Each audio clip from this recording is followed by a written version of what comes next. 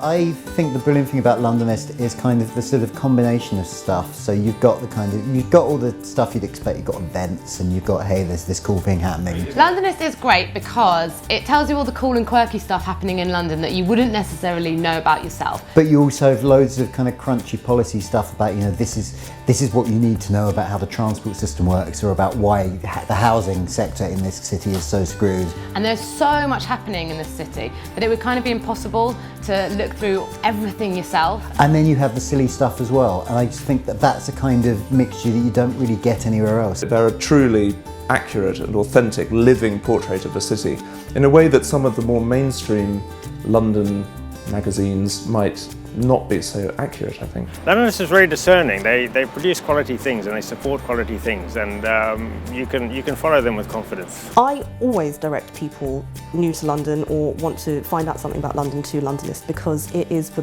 best resource. You can use Londonist as a tool to become part of London. It's great for geeks of all forms, whether you're a history geek or whether you're into your music or whether you're into culture. Just everything can be found on Londonist. Well, one of the best things I can remember from Londonist was the Google map of where V1 and V2 rockets fell. I saw a story on the Londonist website where there was a pelican in St James's Park who ate a pigeon.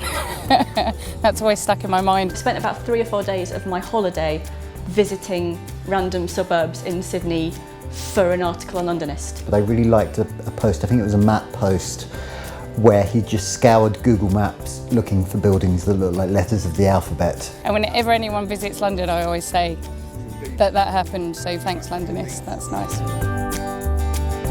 Well, the words I most associate with Londonist are comprehensive and quirky. The word I associate most with Londonist is honesty. Would be lovely. Is brave.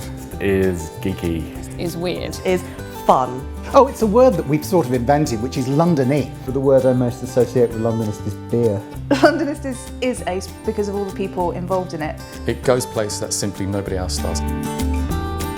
People should read Londonist because it's about the best parts of London without looking at the really obvious stuff. I think the group of people who write for Londonist are so passionate about the individual things they write for. One of the best things about Londonist is their listings page, which I slavishly read every day. And I think that really means the content stands apart from a lot of publications. Of all the listings pages in London, it's the one which brings together the oddest group of events and activities. Something people may not know about Londonist is we're actually a very small core team. People think that we are this huge staff of people and we've got an office and there's like 40 of us and we spend all day, running around and we're all, basically they think we're like time out. What impresses me is the level of content that we produce and the amount of content that Londonist produces and the quality of content that we produce. There's like, 6, 7 of us in the office and a couple of people freelancing. Bearing in mind that it's a very small team, I think we are punching way above our weight. What we do on basically a shoestring and with a tiny number of people. How many of the more ridiculous ideas come out of conversations in pubs? Nobody believes it. How much people put into it and just how much commitment and energy and time people put into it, just for the love of it. One of the most widely shared things I ever produced for Londonist was my seminal work on dogs that look like mayoral candidates in 2012. Pure labour of love, collective of mates and enthusiasts. And that's why a lot of people, readers that we meet, think we're much sort of bigger as an organisation on the inside than we really are. Makes it really special. It's not going to be the answer you're looking for. I love Londonist because the people are great to drink with. Somebody once told me that when they read Londonist, it felt like a bunch of friends writing about what they love. And that is exactly what Londonist is. That it's opened up London for me much more than anything else I could have done.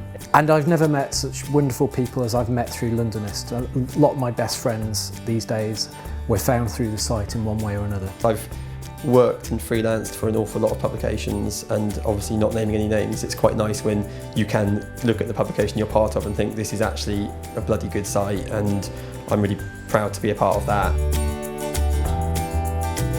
It's taken about 10 years for Londonist's ambition to meet its resources. If we have another as successful 10 years as the past 10 years, we will be owning a tower block of offices with reams and reams of people employed, pumping out huge amounts of fantastic information and trivia about London. It can now do the things it dreamed about doing 10 years ago. Now its ambitions can grow, get bigger, and in 10 years' time, it will be massive. We might get 1% towards actually covering the whole of London's history, but I'm really looking forward to being a part of that.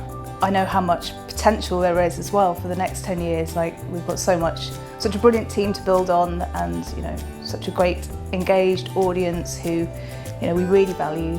And yeah, when I stop and think about it, I get quite emotional, and I just love Londonist.